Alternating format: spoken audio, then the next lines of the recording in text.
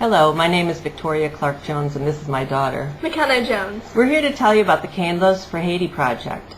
We're starting this week at the Charter High School. Monday, Wednesdays, and Fridays the students will be making candles from soy wax, and we're going to do a step-by-step process to show them how it's done with this video.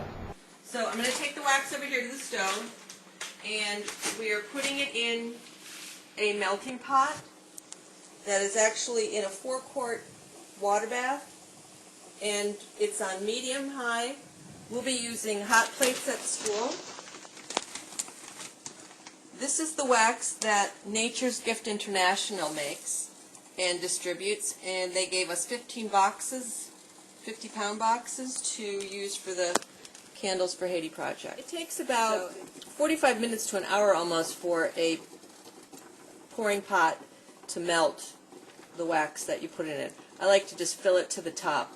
There's no need to measure because we will make and fill the Arizona iced tea cans to about 1 inch from the top, each one, and let them solidify. So when we come to either a shortage of not enough wax to meet that inch from the top on the Arizona iced tea can, we'll just go back to the hot plate, put some more wax in, and keep melting. So it's a constant supply of hot wax for us. Here we're going to put the hole in the bottom of the Arizona iced tea can to lace the wick out of. I used a little template there to make sure that the hole is centered in the bottom of the can.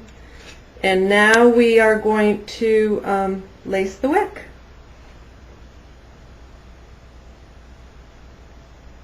While the wax is melting, we're going to go over here, and I'm going to show you how to lace the wicks through the cans that we're using for molds.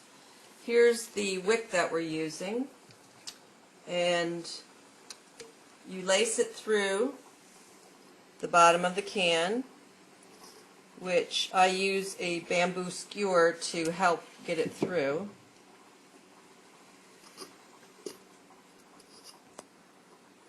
Alright, are we going to already have the holes in the cans, or are we going to do No, we're going to have to put the holes in the cans, and we're going to have to take the tops off the cans too.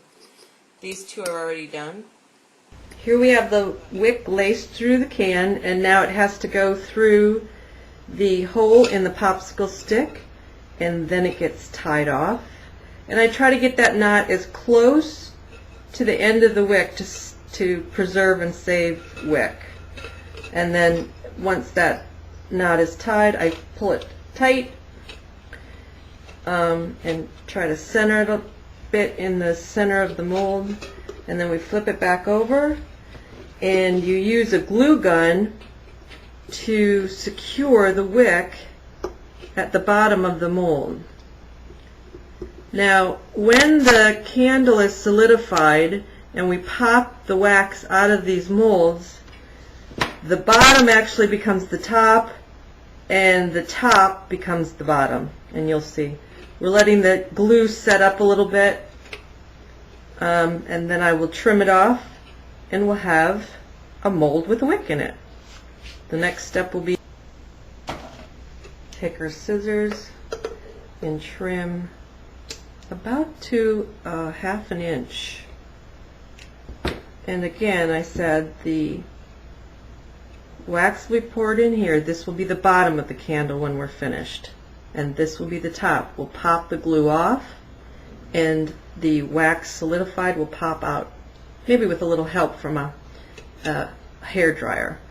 But most importantly, we need to get this popsicle stick and wick centered as close as we can to the middle of the can. Once the wax goes in, because it's heavier than the can is, it will straighten the circumference of the candle out. And let's get to pouring the wax now. Okay, here is the wax melted, and McKenna's going to pour into the molds.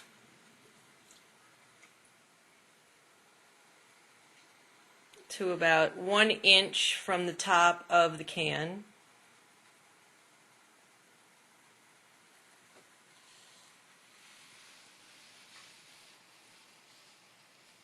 Coming close. Yeah, that looks good, Ben. That's the I right. jinx myself. Watch. There it is. That's why we have the newspaper down. So you can see it coming up the wall, and that's about an inch right there. Good. Now what? Good. Now we let them cool. And it takes about 2 days for it to cure solid and for it to be burned again. They say 48 hours.